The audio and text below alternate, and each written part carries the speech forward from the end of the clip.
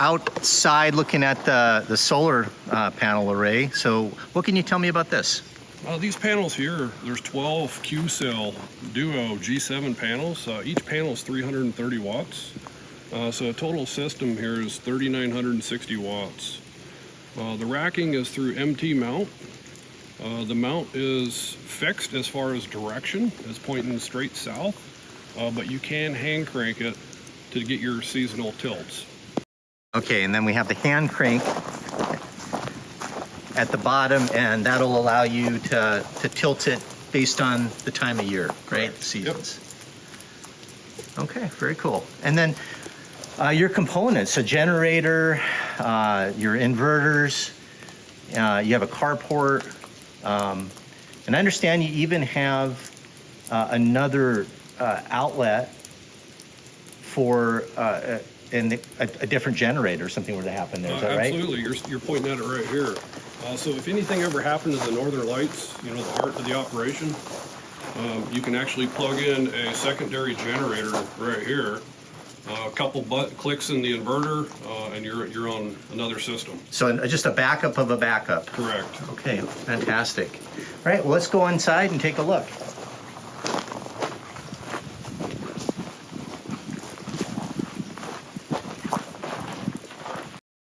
All the firewood that's used here at the property is actually harvested right here on the property. And another little feature I want to point out is the fuel tanks. Actually, both of the oil tanks have a bobber there with a fuel level, so you don't have to go out and dip the tank. You can just look to see what the status of the oil level is. First thing I notice is I see all this. What is this? 2 pound spray foam insulation. So this is the good stuff that really insulates well. Okay, and we have a couple of inverters here, and excuse me, one inverter bank with 2 battery storage systems. Is that correct? That is correct. So the 2 different batteries, there's 2 identical batteries. They're kilovolts. They're a 48-volt system. They're the HABs 7.5 kV batteries with battery management system. They're both in parallel, giving you a total of 15 kilowatt hour and 600 amp hours of usable power. These HABs are a workhorse. They're a LiPo 4. There's no worry about thermal runaways. They're totally safe. Lifespan 6,000 cycles. Currently, it's at 515. Oh, wow. So it's barely done anything then, have they? Yep. We're charging at 50 amps, and you can discharge up to 60 amps. They're 10-year batteries at 6,000 cycles. They do have an operating range between 32 degrees and 113.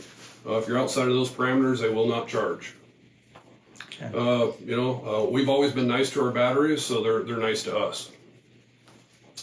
Those are tied into a Solar 12K inverter.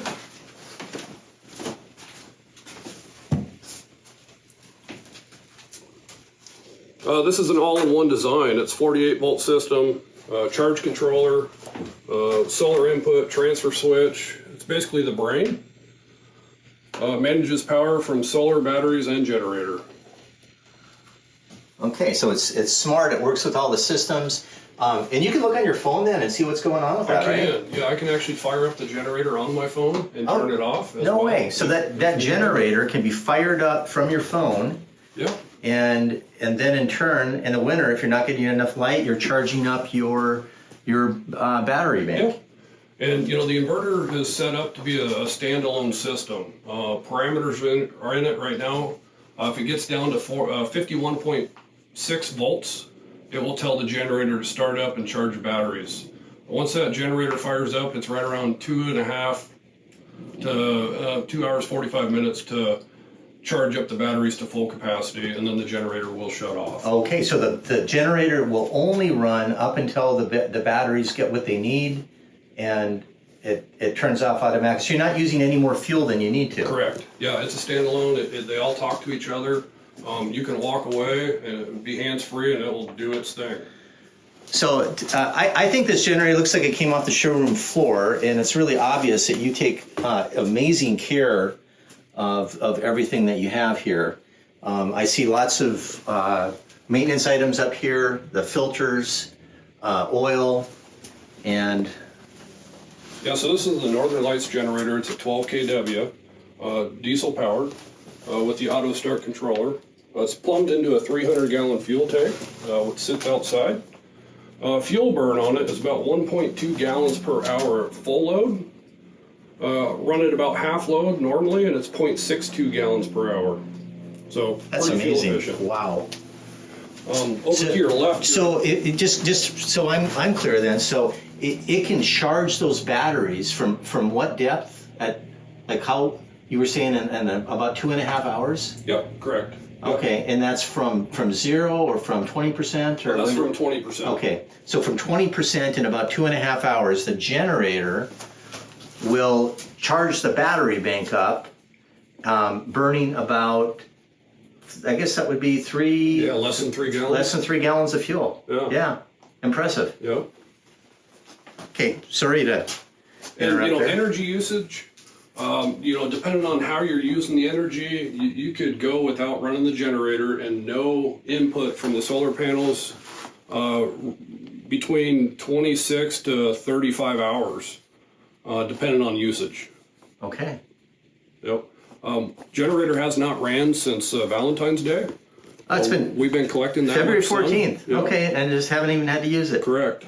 Yep. It does a system check every Monday at 6 a.m. It will fire up for 30 minutes Okay. and then shut down. All right, so that's the only time that it's burning, is just to stay Just in make sure tune and everything's it's talking working. to each other. Yep. I do have a Toyo over here in the corner. Oh, tell me about that. This is the little guy. It's a 532 model plumbed into the 300-gallon tank outside that shares it with the generator. It's 22,000 BTU at 0.17 gallon an hour. It's Wi-Fi controlled as well. This was installed to keep everything warm, keep the generator warm during downtime. Okay, so it gets cold outside. Your batteries are being taken care of because the little heaters keeping this warm with all this great insulation. Got it.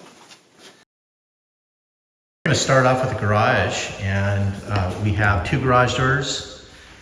They are how high, Jared? The one on your right side, that is a 10-foot wide door. The one over here is 12 foot. Okay, 10 and 12. 10 foot, around 10 feet tall. Ceilings in the garage are 11 foot 6. Okay, 11.6 for the height, so very high ceilings. Over here in the corner, there looks like an on-demand boiler system or hot water. Yep, this is a combi unit, so it does domestic hot water as well as in-floor heat. It's propane. There's a 1,000-gallon propane tank out back. Okay, you can just, so it's powered by propane, and it actually heats water into tubes that heats the in-floor here in the slab. And that slab is gorgeous too, by the way. I mean, that's a great looking slab. I also see that there's a water softener right here. Got easy access to fill the brine tank as far as salt goes, so you're not having to carry 40-pound bags of salt down into the crawl space. We have a slop sink here in the garage. Clean up before you go in. What can you tell me about the drain? So the drain is actually just a sump. It's 5 inches wide, 7 inches deep, and I believe right at 30 feet long. So we actually use a shop vac to suck out the water and then dump it outside. Okay, any excess water that doesn't melt off, you just chop it out, okay? Yep. I noticed that a lot of the things here in the home are smart. So you did a lot of smart components here.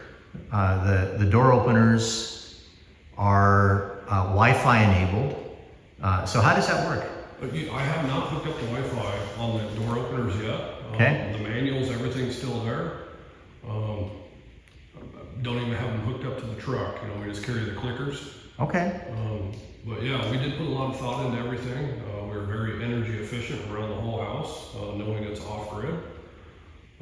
We started off, you can see there's 6, 7, 8 lights in the garage. Those were not bright enough, so I went to the strip light, the LED, to give a little bit more pop in here, brighten it up. It is Once in super bright too. Lots of light. a while. There is 6 eyelets hanging from the garage there, so you can Okay. hang something or hang a moose. Oh yeah, I see that up there. So you got that going right into a beam that goes across for. Yep. Okay. That's cool. And you got a sealant fan here to move some air around. So I'm sure that helps with humidity. Yep. Okay. I don't know if we said dimensions. It's 32 by 40. 32 by 40, so we got 1,280 square foot attached garage.